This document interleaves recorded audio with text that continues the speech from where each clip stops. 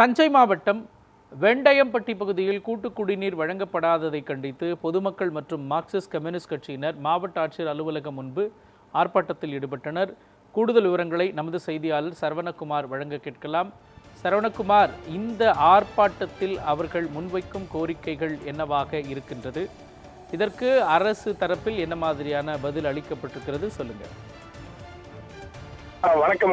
தஞ்சாவூர் மாவட்டம் புதுவை தாலுகா வெண்டயம்பட்டி ஊராட்சி.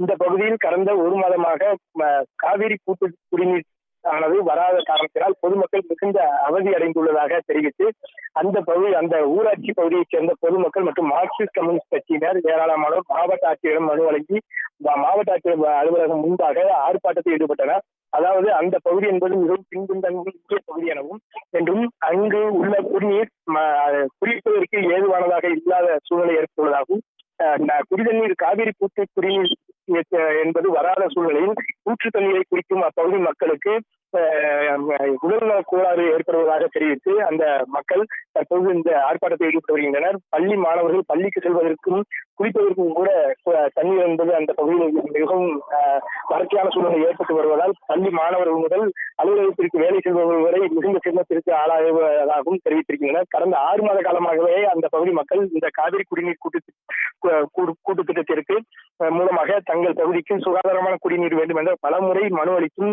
எந்தவிதமான நடவடிக்கை எடுக்காத சூழ்நிலையில் இன்றைய தினம்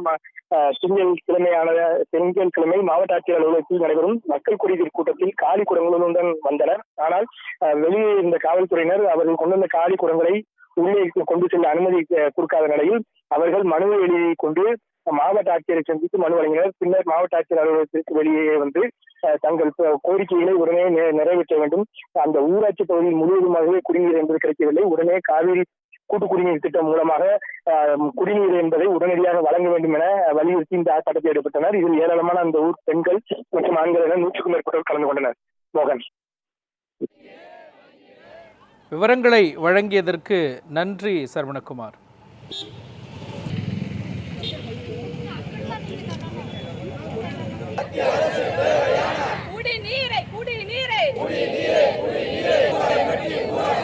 கடந்த ஒரு மாதமாக சுத்தமான தண்ணி இல்லாமல் அவதிப்பட வழங்கிடு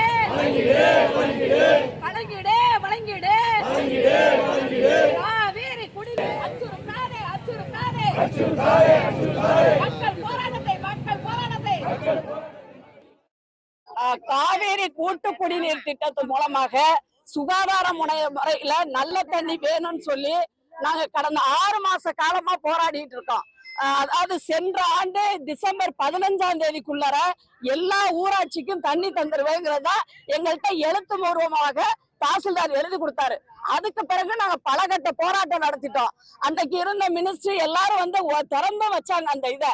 ஆனா முறையா இங்க இன்ன வரைக்கும் யாருக்குமே கிடைக்கல. வெண்டயம்பட்டி ஊராட்சியை பொறுத்த வரைக்கும் ஒரு பின்தங்கிய பகுதி. அவங்க எல்லாம் ஊத்து தண்ணி எடுத்து குடிச்சுக்கிட்டு இருந்தாங்க.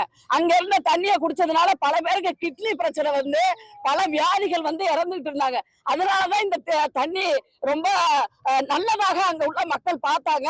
அந்த அடிப்படையில தான் நாங்க இந்த இதை கேட்கிறோம். கடந்த 10 நாளா பாத்தீங்கன்னாக்க பிள்ளைகள் எல்லாம் பள்ளிக்கூடம் போக முடியல. பள்ளிக்கூடத்துக்கு வந்த பிள்ளைகள் எல்லாம் தண்ணி குடிக்க முடியல. மிகப்பெரிய அளவுல கஷ்டப்பட்டு இருக்காங்க.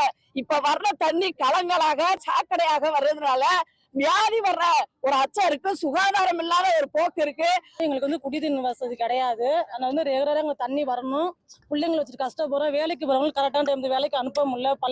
பிள்ளைங்களையும் ஸ்கூலுக்கு அனுப்ப முடியல. எங்களால 100 நாள் வேலை கூட டைமுக்கு போக முடியல இந்த தண்ணியில. அதனால அது ரொம்ப அந்த வேலையும் கேட்டு எங்களுக்கு எந்த ஒரு வருமானமும் இல்லாம போயிருது.